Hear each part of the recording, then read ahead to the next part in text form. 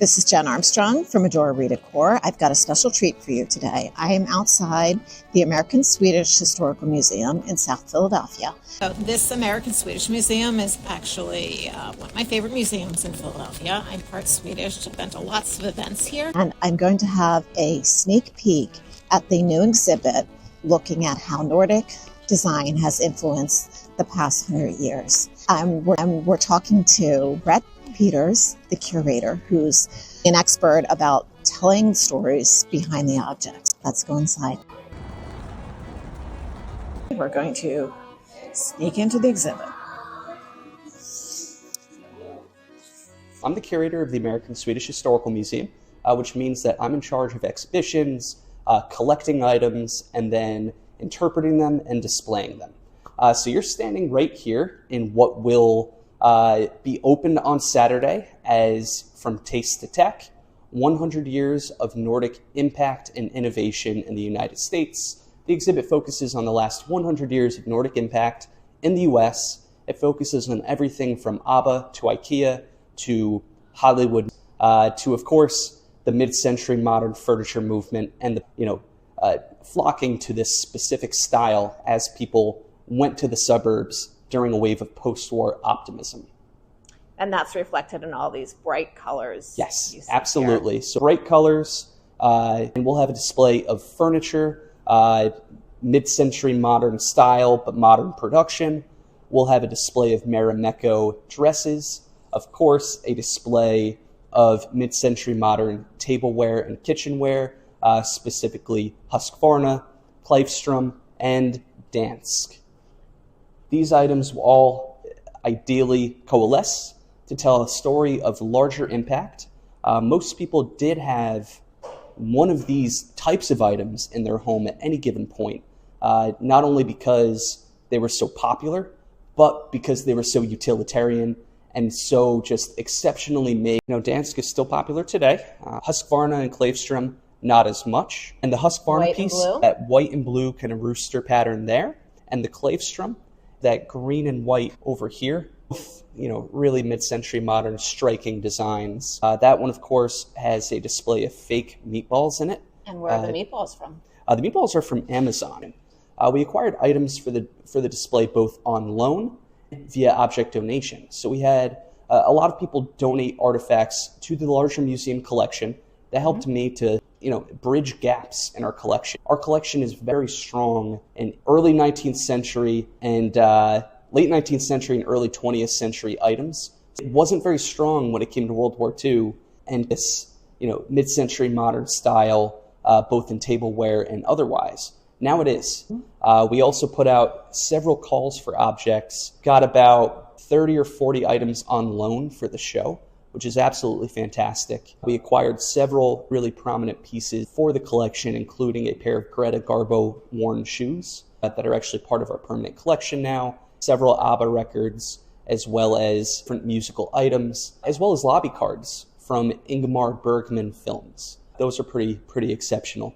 To bridge the gap between the 1920s and 50s, which is kind of color-wise a little bit more dull and a little bit more dark. Whereas the 1950s through the 1970s, it's brighter, it's more optimistic. But that's really reflected in the colors that you see in these items here. And what enabled those brighter colors? Yeah, improved technology for the most part, as well as a shift in style. Largely, of course, if you look back in time, you see different colors and different styles become more socially and culturally acceptable.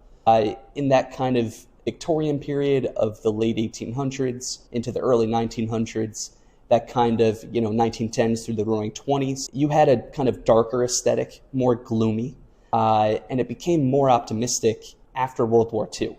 And of course, that coincided in America with a wave of post-war optimism, wherein hundreds and thousands of people flocked to the suburbs to begin new lives. They purchased houses. They began to decorate their homes in kind of a Scandinavian style that had become very, very popular for its brightness, for its organic shapes and forms, and for the fact that it was very light and very functional. But the colors themselves are largely a result of better technology, and of course, a monumental shift in style. So it's absolutely fascinating. As you move from section to section through the objects themselves, they go from kind of a darker gloominess. I'm going to go back to the other room because you really can tell the difference. Of course. And this is the earlier time period.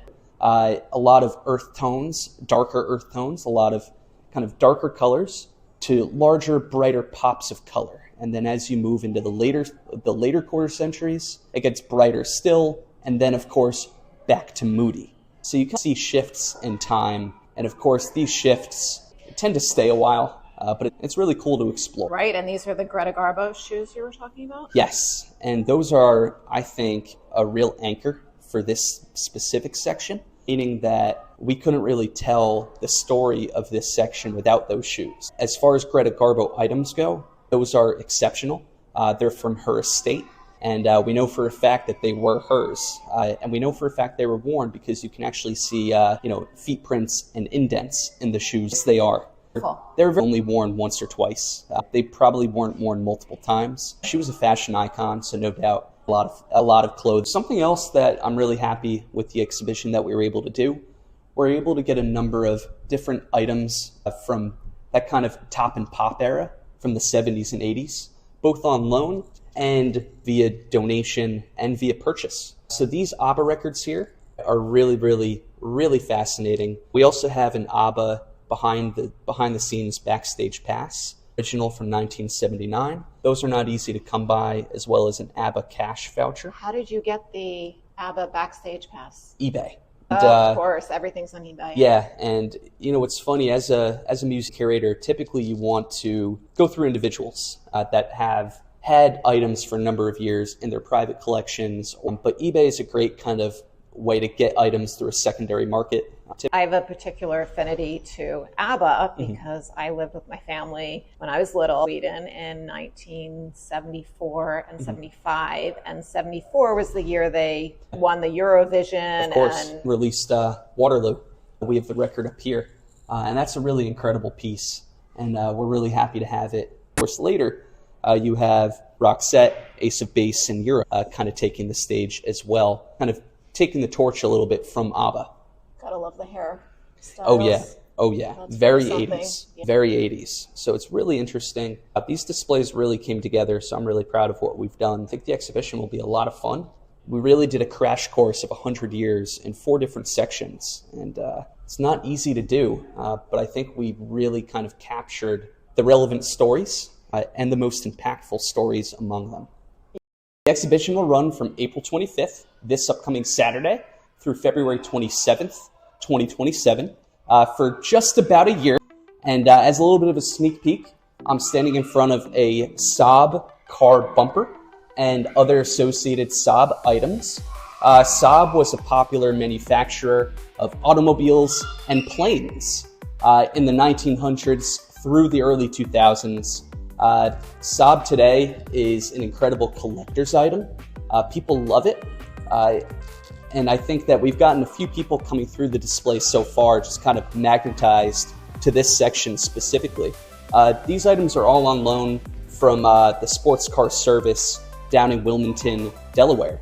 And we're really grateful for that. An item like this is typically hard to install because it's very bottom heavy. So the lender of the item installed a cleat near the top of the back of the bumper, meant to hold the item to the wall. As we were installing it, we realized that that wasn't going to work. So I called in my dad, actually, who's recently retired. He's always loved the exhibitions that I've done across different museums over the years. He's always wanted to help out. So he came and helped me mount this piece. Required installing another cleat to the back of the original cleat, installing wood blocks on the bottom of the piece to hold it to the wall, and of course installing kind of a protective, I guess you could call it a hang tie at the top. So it's really, really cool, and that's just part of complications. That's the hang tie there? Yes. Every item is different, Yeah. and every item requires different attention as you install it. Some items are easier to install than others. An item like this presented a really unique opportunity to display in a way that we haven't displayed an item at the museum before. That also came with a series of challenges that we had to overcome to get it displayed safely. And that's the key. You could display an item like this really well, but it might not have been safe. As we welcome the public into the exhibition, safety is our chief concern. And of course, interpretation is second to that. So if we couldn't have gotten it up safely, we probably would have put it on a display pedestal. It worked out really well, and that's a testament to the amount of time that we put into it. And of course, the ingenuity of the lender, and of course my dad. I love that your dad was helping. That's It so was great. awesome. He's always loved doing that, and he was really proud of it. He should be. Yeah, and I think it's just very cool. And the lender will be here at the opening, so hopefully, he likes what we've done. It was a very striking car, and it was among the first to actually use a reliable turbocharger, which we'll be talking about in the exhibition as well. This display, I think, is really, really cool, and I hope it brings people in and turns heads. Yes, absolutely. I'm really happy that Adore Redecor was able to lend some items for this exhibit, including the bright blue Dansk cookware. So check it out. Don't miss this exhibit, and be sure to hit like and subscribe to hear more vintage stories.